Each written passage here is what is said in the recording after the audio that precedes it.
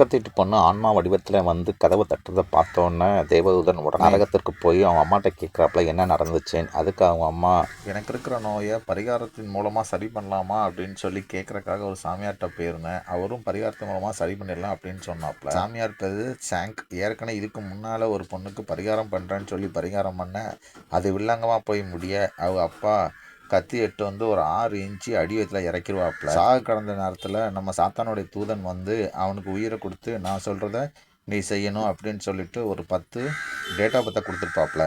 இந்த நாட்களில் பிறந்த 10 பேருடைய ஆன்மா எனக்கு வேணும், அவங்க அவன்கிட்ட வருவாங்க, அவங்கள கொன்று அவங்க ஆன்மாவும் எனக்கு தரணும்னு சொல்லி டீல் பண்ணியிருப்பாப்புல. அம்மாவுடைய பொண்ணினுடைய டேட் ஆஃப் பர்த் அதில் 9வது டேட் ஆஃப் பர்த்தோட மேட்ச் ஆகும். உடனே இந்த பொண்ணையும் வர சொல்லிட்டு இந்த உன் பொண்ணு தான் உனக்கு பிரச்சனை, உன் பொண்ணு ஜாதகம் உன் ஜாதகம் எதிரெது ஜாதகம், அதனால தான் உனக்கு நோய் போமடிக்கும், அவளை வச்சு தான் பரிகாரம் பண்ணணும், அவளை வச்சு பரிகாரம் பண்ணணும் அப்படின்னா உனக்கு நோய் போயிடும் அப்படின்னு சொல்லி அந்த சாமியார் இந்த அம்மாட்ட சொல்லி அனுப்புறாப்புல. மறுநாள் பொண்ணை கூட்டு வர சொல்ல பொண்ணை உள்ளே வச்சு நான் பரிகாரம் பண்ணுறேன், நீ வெளியே நில்லை அப்படிங்காப்புல. ஆனால் அவள் நான் போக மாட்டேன், என்னை முன்னாலே பண்ணுங்க அப்படின்னு சொல்ல அவனுக்குள்ளே உள்ள சாத்தாத்தன்மை வெளியே வந்துட்டு அவளை வெளியே தள்ளி விட்டு கதவை பூட்டிட்டு இந்த பொண்ணை கழுத்தை நெரிச்சு கொலை பண்ணிடுறாப்புல. வெளியே இருந்து கதவை தட்டினவா கதவை உடச்சிட்டு உள்ளே வந்து பார்க்க சொல்ல அவள் பொண்ணு கழுத்தை நெரிச்சு கொண்டுவாப்புல. உடனே இவாளும் அடிக்க கடைசியில் இவாளையும் சேர்த்து அந்த சாமியார் கொண்டுவாப்புல. எல்லாம் கேட்டு முடித்த 3வது நிமிஷத்தில் நம்ம ஹீரோ தேவதூதனுக்கு ஹெட்ஃபோனை மாட்டி விட்டு பாட்டை போட்டு கரண்ட் ஷாக் கொடுத்துட்றாப்புல. தேவதூதன் மறுபடியும் உயிரோட பூமிக்கு வந்துடுறாப்புல. பூமிக்கு வந்த நம்ம தேவதூதன் அந்த நேரம் போய் அந்த சாங்கிற அந்த சாமியார்ட்ட போய் ஏன்டா இப்படி பண்ணேன்னு கேட்க, நீ தானே இளவரசனுடைய தேவதூதன், வா நம்ம 2 பேரும் ஒத்தை போட்டுக்கலாம் அப்படின்னு சொல்லிட்டு கூப்பிட்றாப்புல. நம்ம தேவதூதனும் ஆர்வ கோளாறுல கோதாவை குதிச்சிட்டாப்புல.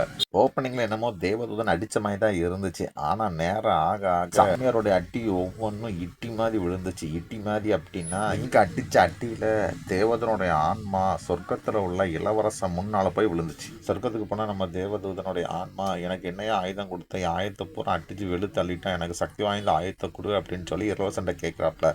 இளவரசனும் ஆயுதம் சக்தியாக இருந்தால் உனக்கு உடம்பு டேமேஜும் அதிகமாக இருக்குன்னு சொல்கிறாப்ப. என்ன ஆனாலும் பரவாயில்ல, நீ எனக்கு ஆயுதத்தை கூட இல்லை, அவனே என்னை சோழியை முடிச்சிடும் போல இருக்குன்னு சொல்லிட்டு 9 டிராகன் பொருந்திய நாணயத்தை வாங்கிட்டு மறுபடியும் அவன் உடம்புக்குள்ளேயே வந்துடுறாப்புல. தேவதூதன் உடம்புக்கு வந்ததுக்கு அப்புறம் என்னடா அடிச்சது போதுமா அப்படின்னு சொல்லிட்டு ஒரு அறையை கொடுத்துட்டு 9 டிராகனையும் ஒரே ஈட்டியாக உருவாக்கி அந்த ஈட்டியை சாமியார் மேலே எறிகிறாப்புல. அது சாமியார் உடம்புக்குள்ளே உள்ள அந்த சாத்தான் ஆற்றலை தனியாக வெளியே எடுத்துகிட்டு வந்து அதுக்கப்புறம் அவ்வளோதாங்க.